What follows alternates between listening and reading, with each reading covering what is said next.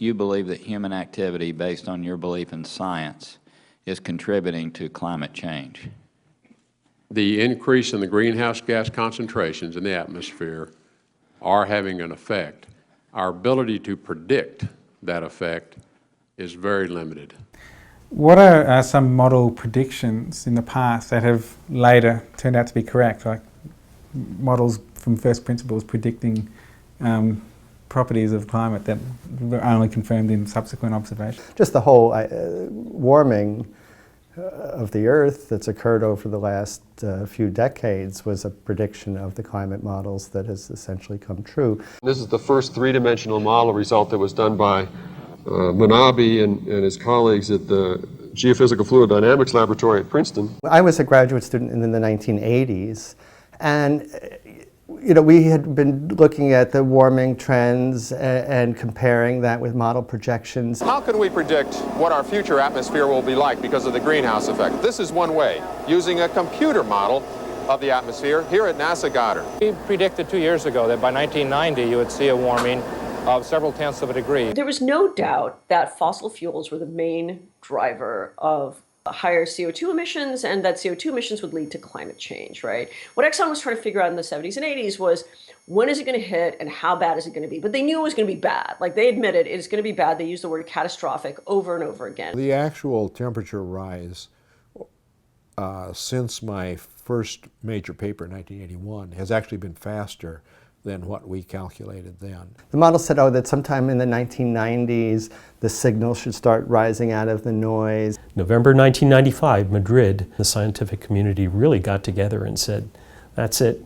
It's a complex problem, but we've seen the evidence and it all points in one direction. And it's not just the global mean temperature. What's important is the spatial characteristic of it. What happens in the upper atmosphere is, with more CO2, the atmosphere being so thin, it can just sort of radiate more effectively to space, and so the stratosphere cools. The stratosphere has been cooling, at the same time the lower atmosphere has been warming. So that's a prediction that the models make. That's exactly what happened. And that pattern, that distinctive pattern, warming low down, cooling up high, is fundamentally inconsistent with natural causes. So if it was something like heat coming out of the ocean or solar variability, you would expect the stratosphere and lower atmosphere to move together. And in the end, we got a nice curve, a curve that showed the temperature. And it was rising. I tried fitting it to an exponential. It actually wasn't a very good fit. Tried a parabola. No, that wasn't a good fit either. Okay, try the US population. Well, it wasn't so good. We tried this in many different ways. Tried just the straight sunspot record, running averages of the sunspot record, the IPCC function of solar intensity. We tried all of them. They didn't contribute. Try carbon dioxide. Smack on. So I was flabbergasted.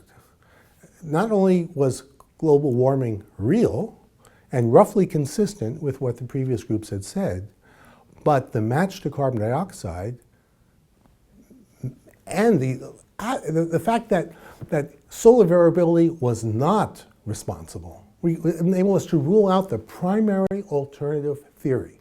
The other thing that was predicted was that the high latitudes would warm more than the low latitudes, so the polar areas, especially in the north. The temperatures will increase more so in the Arctic region, less so in the tropics. The lower atmosphere sort of warms 2 to 3 degrees at most latitudes, but there's an amplification of the change in polar regions. We know that the Arctic is being impacted much more dramatically than we are here in the mid-latitudes. Some of this is due at least to this ice albedo feedback mechanism.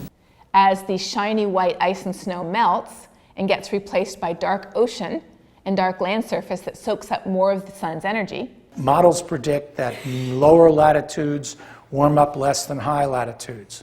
Well, did that happen? Yes. Another projection was that the northern hemisphere should warm faster than the southern hemisphere because the land tends to be more on the north than in the south, and so the ocean acts as a big thermal heat sink, and so we would expect the southern hemisphere to warm more slowly than the north. That's exactly what's seen. Models predict middle of continents warm up more than middle of oceans because of the heat capacities of the system.